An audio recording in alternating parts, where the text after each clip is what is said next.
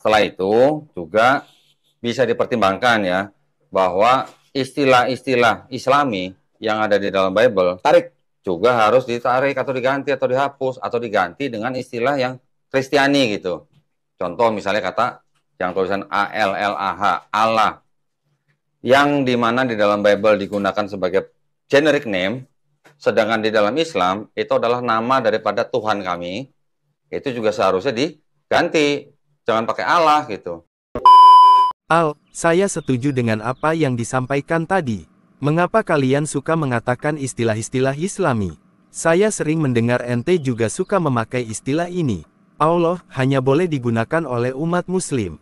Saya setuju kalau Allah itu adalah nama khusus bagi Tuhan Islam, dan agama lain tidak berhak menggunakannya. Mengapa ente dan orang Kristen lain sering menggunakan kata Allah? Tenang Pak Ustadz, saya paham mengapa saudara setuju dengan polemikus itu. Bolehkah saya menjelaskannya? Ente boleh jelaskan. Jika kita teliti secara sejarah dan linguistik, klaim tersebut tidaklah tepat. Kata Allah sebenarnya sudah digunakan jauh sebelum Islam muncul, oleh komunitas agama lain, termasuk Yahudi dan Kristen di Timur Tengah. Kata ini bukan istilah eksklusif untuk Islam saja. Perlu Aki tahu, penggunaan kata Allah atau Allah sebagai rujukan kepada Tuhan telah ada jauh sebelum munculnya Islam. Kata Allah berasal dari akar Semitik yang juga terdapat dalam bahasa Arab, Ibrani, dan Aram. Ada 5 poin yang harus Ustadz Aki ketahui berdasarkan kronologis dan bukti sejarah. Oke, apa yang pertama? Sabar Aki. Yang pertama, akar Semitik digunakan bahkan sebelum tahun 2000 sebelum Masehi. Kata Allah berasal dari akar kata Semitik, El, dalam bahasa Ibrani dan Aram, yang berarti dewa atau ilahi. Akar ini muncul dalam berbagai bentuk di dalam bahasa Semitik. El merujuk pada Tuhan yang Maha Tinggi dalam kepercayaan Semitik. Misalnya, dalam tanah Ibrani, El digunakan sebagai nama untuk Tuhan.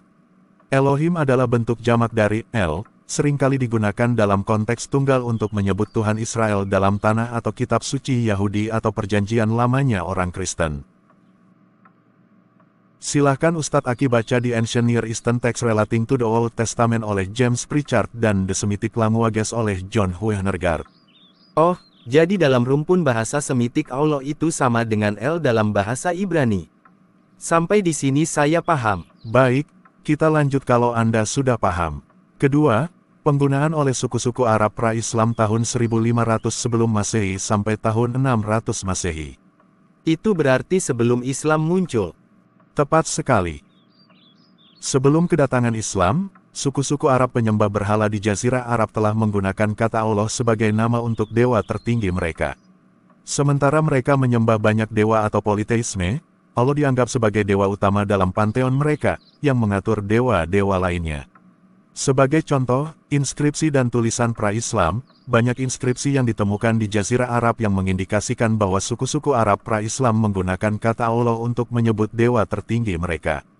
Tahukah Aki, bahwa sebelum Islam, Ka'bah di Mekah berfungsi sebagai pusat penyembahan berbagai dewa, tetapi Allah sering dianggap sebagai dewa tertinggi. Silahkan Anda baca di Pre-Islamic Arabia oleh Irfan Shahid dan The History of the Arabs oleh Philip Hitti. Saya harus membaca buku itu. Silahkan Anda baca semua referensi yang saya sebutkan.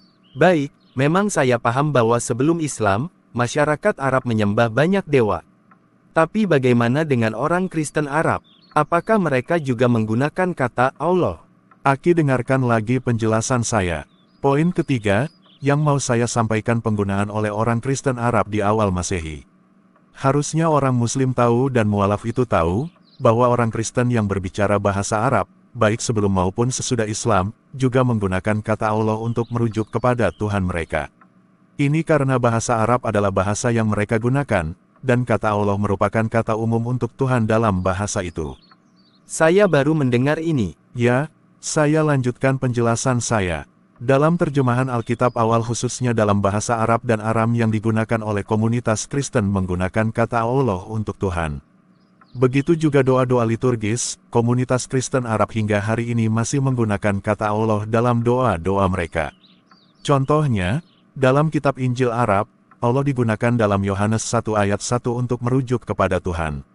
Yang ini juga baru saya tahu. Makanya umat muslim khususnya mualaf itu harus belajar sebelum klaim. Untuk mengetahui sumber tadi silahkan baca The Bible in Arab Christianity oleh David Thomas dan Christianity in the Arab World oleh Kenneth Craig. Saya seharusnya tahu hal ini, sebelum mengklaimnya agar tidak malu. Dengar lagi ini, yang keempat penggunaan dalam Islam, 610 Masehi dan setelahnya. Nah, saat Islam muncul pada awal abad ke-7, ketika Nabi Muhammad mulai menerima wahyu Al-Quran dalam bahasa Arab. Al-Quran menggunakan kata Allah untuk menyebut Tuhan Islam, dan sejak itu, Allah menjadi nama yang digunakan dalam konteks Islam. Perlu dicatat bahwa kata Allah dalam bahasa Arab tidak hanya eksklusif untuk Islam, tetapi sudah digunakan oleh orang-orang Arab sebelum kedatangan Islam. Silahkan baca The Cambridge Companion to the Quran oleh Jen Damen Macauliffe dan Introduction to the Quran oleh Dras. Luar biasa data dan pengetahuan Anda. Terima kasih. Lanjut yang kelima, lebih heboh. Penggunaan oleh orang Yahudi Arab pra-Islam dan pasca Islam.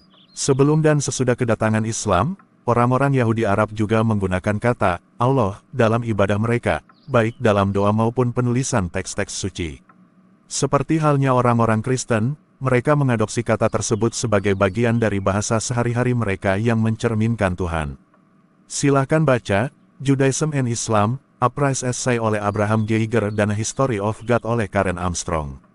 Saya baru tahu kalau ada orang Yahudi yang berbahasa Arab. Makanya kita harus belajar agar Aki tahu banyak. Jadi ingat ini Ustadz Aki, kata Allah atau biasa saya sebut Allah telah digunakan jauh sebelum munculnya Islam oleh berbagai suku Semitik, termasuk orang Yahudi, Kristen Arab, dan politeis Arab.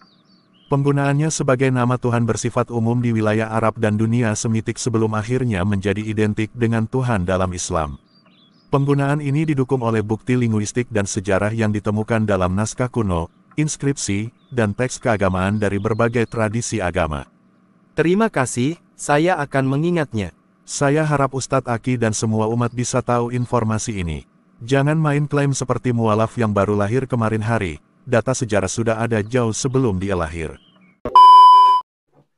Setelah itu juga bisa dipertimbangkan ya, bahwa istilah-istilah Islami yang ada di dalam Bible juga harus ditarik atau diganti atau dihapus atau diganti dengan istilah yang Kristiani gitu. Contoh misalnya kata yang tulisan ALLAH, Allah, yang dimana di dalam Bible digunakan sebagai generic name, sedangkan di dalam Islam itu adalah nama daripada Tuhan kami, itu juga seharusnya diganti, jangan pakai Allah gitu. Al, terima kasih untuk penjelasanmu yang sangat mendalam dan komprehensif. Saya akan bawa ini ke dalam diskusi lebih lanjut dengan komunitas saya. Sama-sama Aki. Saudaraku, jika Anda suka video seperti ini berikan like, komen dan subscribe. Tolong bantu channel Al-Murid berkembang dalam berapologetika dengan bagikan link video Al-Murid. Salam Murid Kristus.